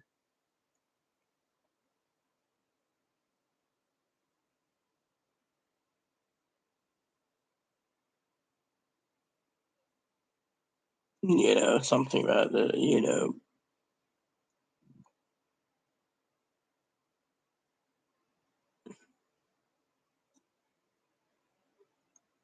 So I think it's called the network radio. Yeah, it is. It's called the network radio. So basically, what it is, okay, is the network radio is satellite. There's satellite radio. Then there's satellite phones, and then there's satellite radio, and then there's um, land, which means only runs on land, which means you get one that runs land, and then something else. But people say to me, well, what is this radio? It's like $500. Basically, what it is it's runs on 3G and 4G. So until 4G goes away, it's running like on AT&T, I think. Yeah, AT&T or whatever. And basically, it takes a SIM card. You put it in. It's like $18 per month, right? So people say, "Oh, I'll just use that. And I'll talk to my family across the country for $18 a month." It's not that simple. In case a crap hits fan situation, your phone service goes out. And if you use your, see, a lot of people will sit there and say when the power goes out, right? They'll be like, Well, the phone don't work. They turn it off, right? Some people keep it on till the battery's dead, then plug it into a battery bank to drain the battery bank to continue using it. Where the ham radio will come in handy, whereas the phone's service might be down. So you got to think about that. You know, there you go. And I was always looking at this 4G thing, but you pay like $18 per month per radio, and then you can have one mounted in your car, or you can have one handheld.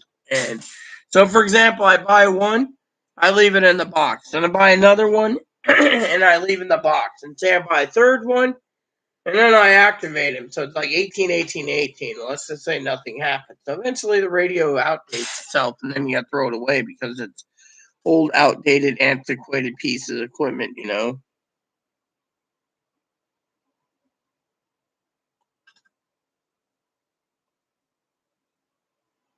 And then it's like satellites like $75 a month if you just want a satellite radio, but that's only for using the satellites. It gets really expensive. It just depends on how much you want. You know.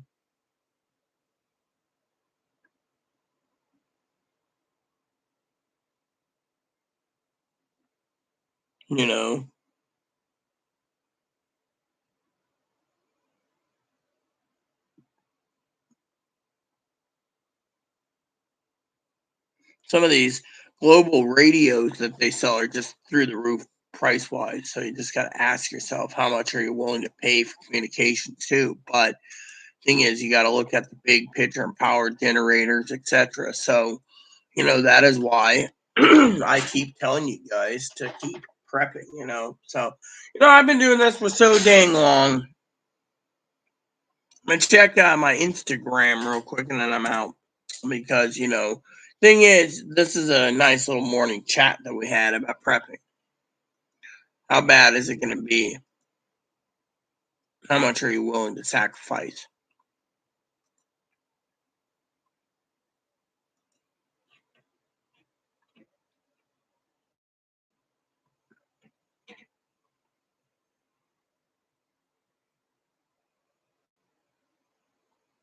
No longer available, really. Someone actually buy it lower. Some guy basically sold it for half the price. I was thinking of buying it last night, actually. But bills come first. So let's check my watch list right now. Nope, still available right here. Yeah, see, buy it now for $220. I need to do some research on that today, anyway. So I'm being a radio person. Higgins probably doesn't know. He's like, there's drunk. Well, maybe. So basically, with that said, everyone, I want to tell you, that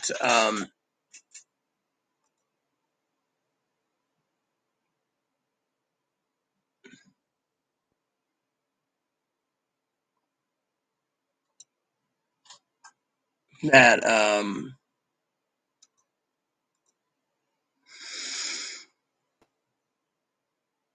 yeah, it's still telling me, that there's a problem with the signal. But don't worry about that. So before I tie up the line too long, I just want to say thank you so much for tuning in this morning. I hope I gave you some food for thoughts. Certain essential items versus none. We'll talk about that soon. We'll talk about ham radios, GMRS, etc. But I really want to tell you today. Think of pandemonium and chaos. You guys think prepping is going to be great. Your family's all going to be armed and they're going to defend you. What if there's a mob of 100 that takes out a family of 8 that's heavily equipped? What if the military turns on you and decides to kill you and lob grenades in your house for your? They know they can't get your food, so they just lob grenades in your home, and all the hostile lasagna wouldn't want to get any on you. See, thing is you gotta sit there and ask yourself literally how much are you going to take. You sit there and say, "Oh well, we're armed."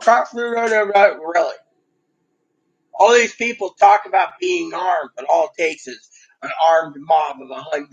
Fucking no offense. Sorry for the f bomb to take you out.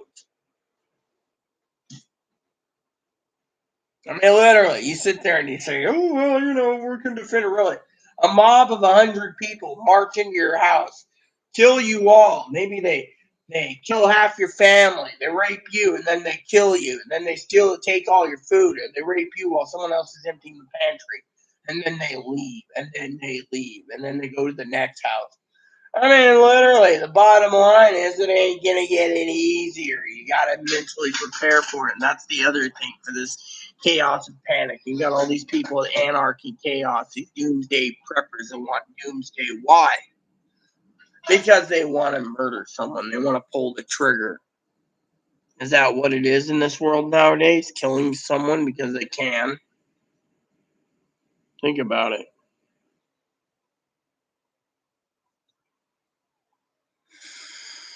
I don't know about you, but it is sad as sad can be. Yep.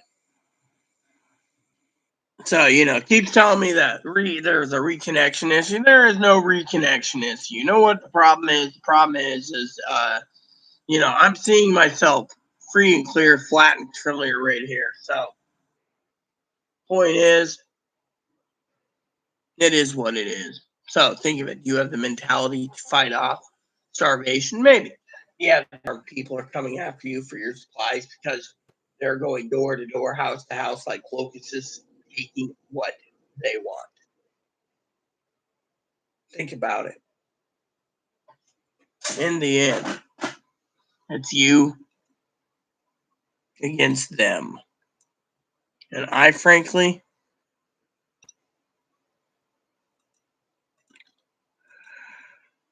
don't want to be the person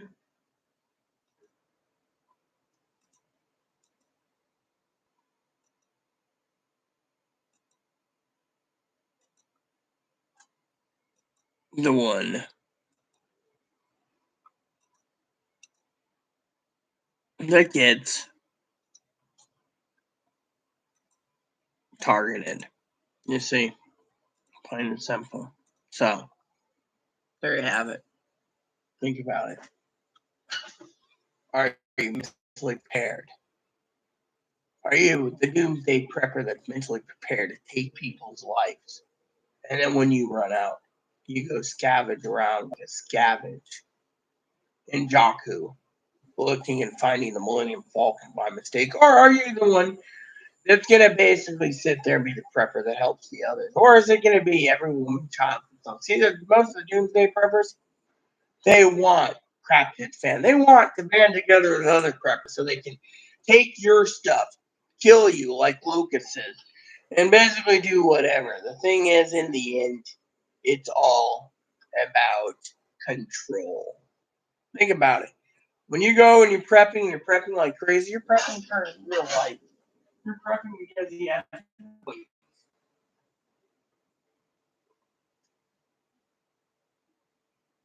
So to me, I want you to think about it. Think about it. Think about it. Watch movies. Look at how preppers are. If you want prepping where you stockpile all your food, you run off a checklist, so be it. But if you want to sit there and not check off a list,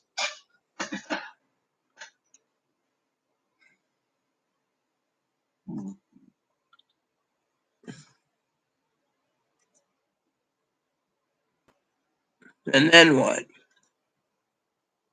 I'll tell you.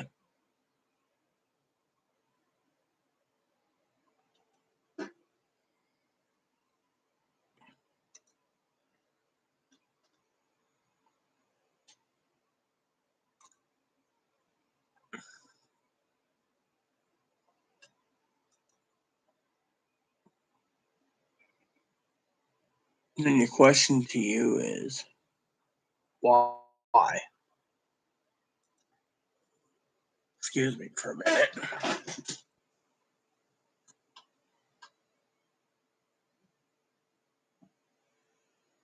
You sit there and you say, "Oh, Rita's looking for them." Yes, actually, I am. I looked at my phone this morning. What's that? Chloe moved again. Half the time my phone moved, the other half the time I can't find it. So if I can't find it, Chloe moved it. Chloe moved it, and I can't find it. Then, well, yeah, you know where I'm going with this.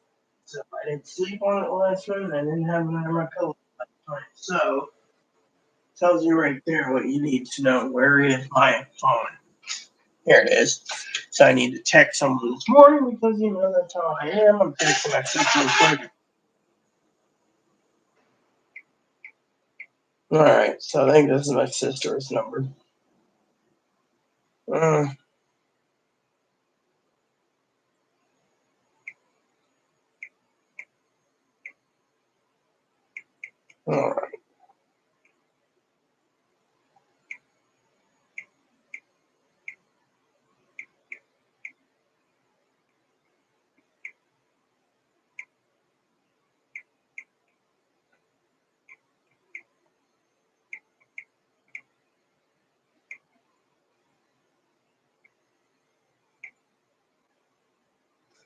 All right.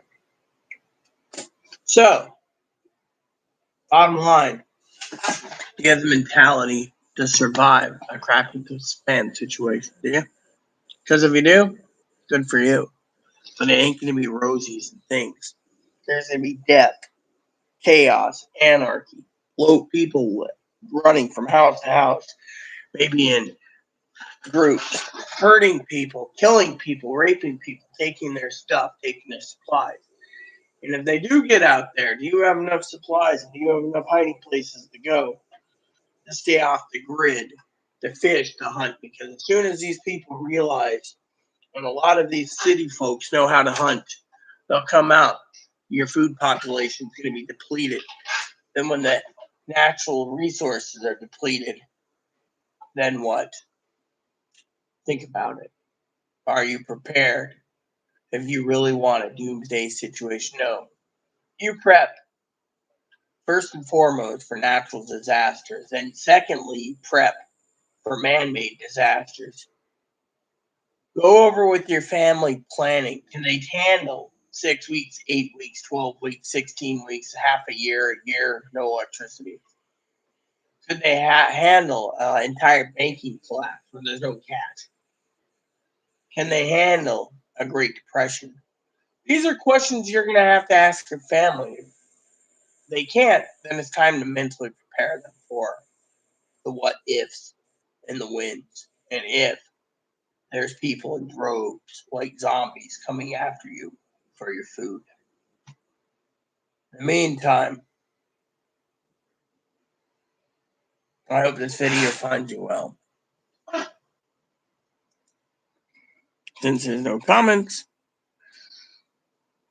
I'm going to log off because YouTube is being a complete dick due to the fact that YouTube is YouTube as YouTube.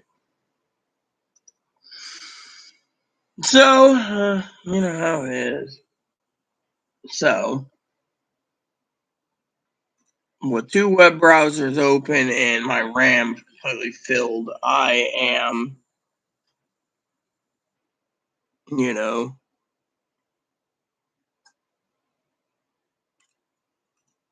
I'm closing my things as I can to save on the memory to see if that works. So, anyways, with that said, everyone, please add, subscribe, please post comments, please leave feedback, suggestions, like, subscribe buttons, holds fun for your family, including your dogs, cats, bunnies, service dogs, and service bunnies. Hit the bell notification for new content every day. Hit the thumbs up button, hit the likes up button, hit the subscribe button. Again, thanks for watching and stay tuned for afternoon or evening edition or a special edition with Reverend Mike where we talk about ham radios. Thank you, and God bless you in everything you do.